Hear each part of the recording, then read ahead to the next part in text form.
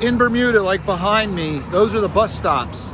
They are everywhere on the main road, and there's basically from the Naval Yard to the complete opposite side of the island where the caves are, is where we're at. There's only two roads, the scenic road and the main road. So you really can't get lost. Let's see if we can get lost. We drove to the Crystal Caves and the Swizzle Inn on the other side of the island. This is the Swizzler Inn. It's Bermuda's oldest pub, and it is famous for the rum swizzle. That's what I'm having right down here. So let me pour some and taste it for you.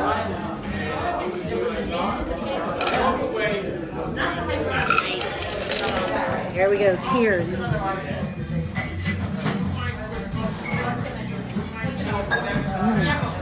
Pineapple, rum. I don't know what else is in it, but it's super good. And it's strong too. Yeah, Victor and Eva, this is our 34th wedding anniversary. So we're gonna do the tradition, put our names on it.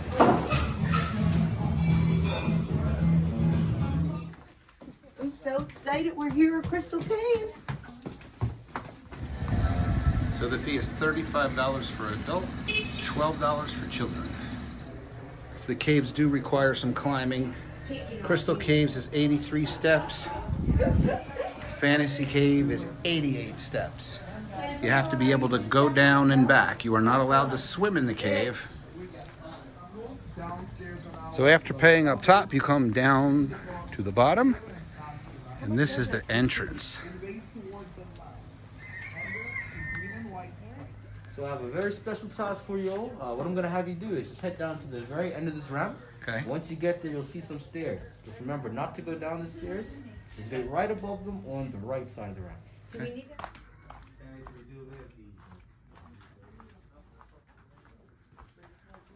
So we are going down, down, down. And stuff. Count them, there are 81 steps. What makes them drop? You mean going downwards?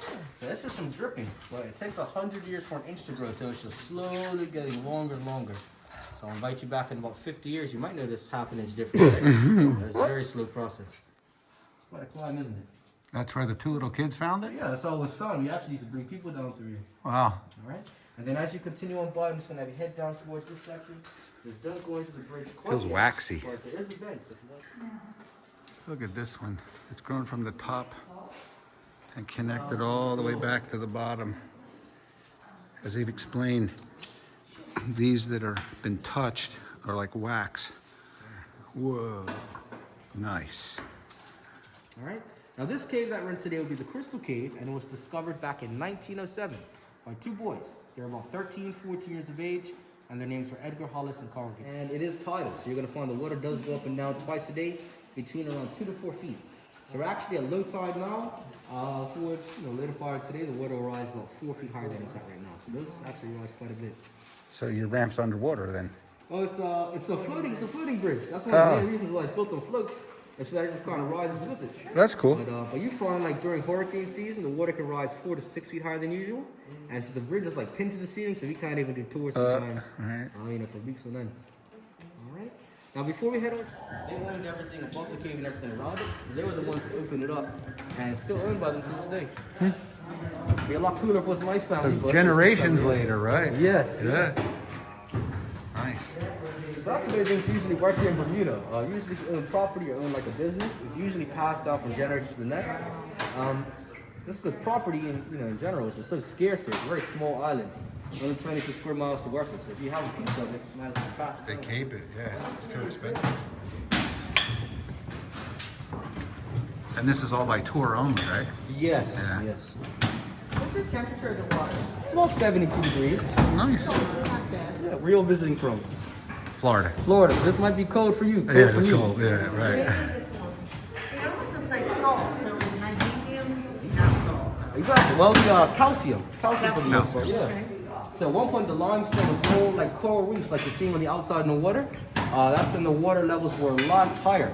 And they actually dropped down during the last ice age, and it's only just starting to come back up again. Really? So this is all like dead coral above us. Not the formations, but the limestone. Oh. And that's why it's so much Yeah, calcium you in can it. see the coral on the Sorry? top. Skyline. you have the Empire State Building right over here in the reflection. And then we're going to see the rest of the city over here behind it. That's cool, I guess. This was definitely worth going to. I highly recommend So it. we're underground here at Crystal Caves. We just completed a small tour. It's pretty amazing. The water's really clear. As he said, it washes out to the ocean, and it is 30 to 40 to 50 feet deep in some spots. And these stalagmites above, 100 years to grow 1 inch. Pretty cool. I see the light. My heart's just going boom, boom.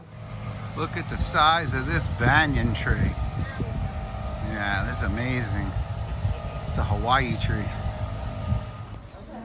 Actually, if you want to walk in further, they have like 4 or 5 different caves. And a little park, they have a really old tavern.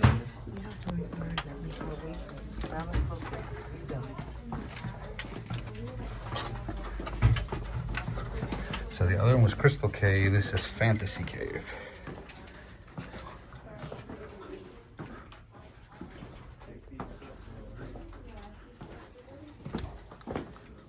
We're going down, down, down.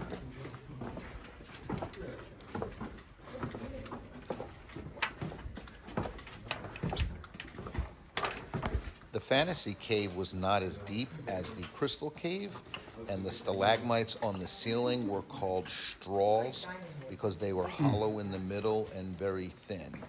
This cave, you went directly straight down, where the other cave had several ramps leading to stairs, and it was much longer.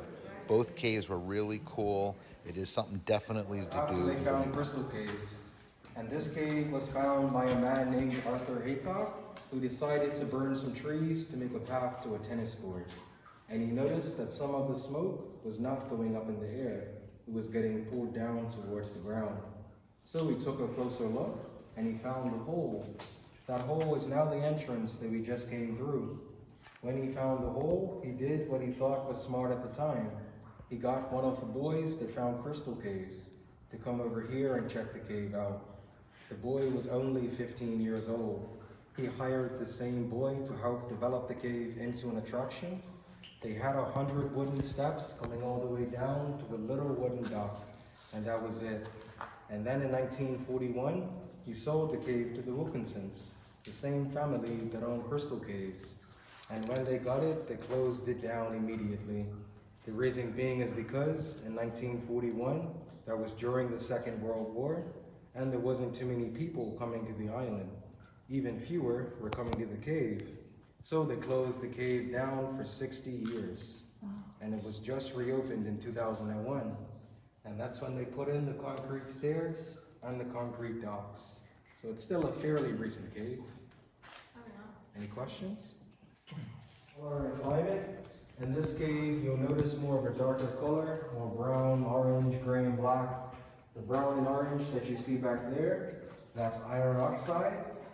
And any black and gray that you see, you can see a little bit over here. This is manganese oxide. And then of course, any green that you see, that's just algae from the unnatural light source. The other difference is the climate. Does anyone feel kind of warm down here right now? Yeah, sticky. Oh yeah, it's 100% humidity down here.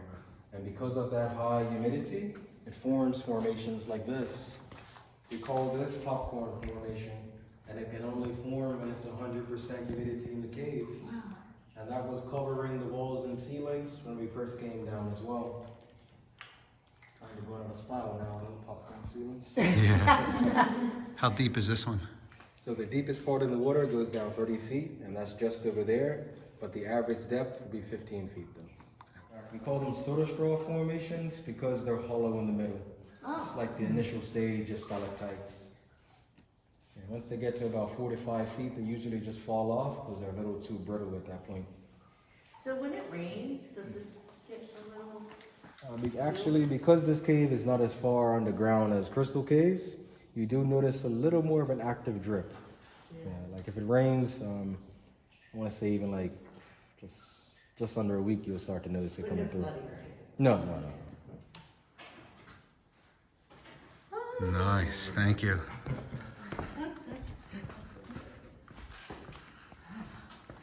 And the reason this cave is so much more humid than crystal caves is because this cave only has one entrance. So it doesn't get as much air circulation. No airflow. And that's the reason why I'm gonna get dripped on, get some good luck. The cave, with that low tide, it pulls air in, and high tide it pushes air out. Due to the negative pressure. They are very unique. Scientists have said that this is the only cave on the island that they found them in so far. And all they are just stalactites with popcorn formation all in one.